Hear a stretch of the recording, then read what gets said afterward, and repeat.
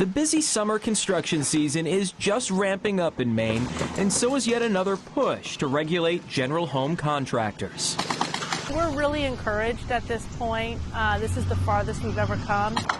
This past legislative session, a bill that would have required a license for any contractor working on a project costing more than $15,000 passed both chambers, but ultimately died after legislators failed to fund it. I've heard someone compare our industry in Maine to the Wild West, and unfortunately that's true. Maya Bowe is president of Great Northern Builders and thought this was going to be the year her industry would see regulations to better protect consumers. I mean, I'm literally begging for this legislation. I've been in the industry for 18 years.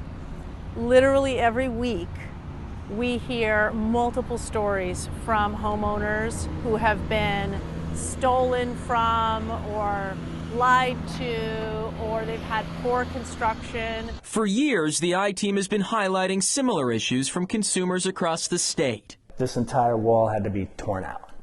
This wall had to be torn out after it was done because it wasn't constructed correctly.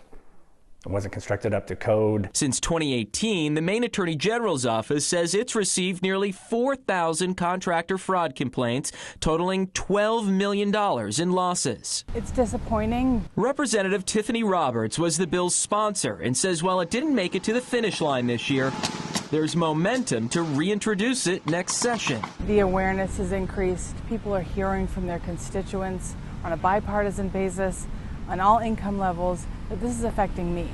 People are hearing from people in the industry on a bipartisan basis. We need this.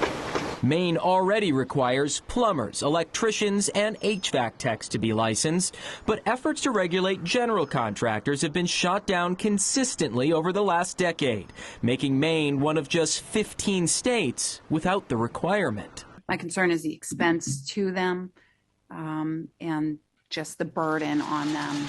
There was some opposition to the latest bill, including concerns about the impact it could have on small handyman services and the resources it would take to launch a licensing program.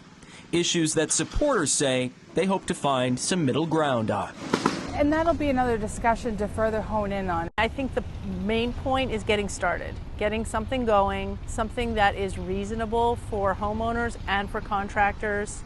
And we can build from there. Aside from making some tweaks to the bill before resubmitting it in January, Representative Roberts says she knows she'll also have to win over some new legislators in Augusta come next session. In the meantime, if you're looking to renovate or build a home this summer, do your research. We have resources on how to find a reputable contractor on our website. For the I-Team, I'm Dan Lamparello.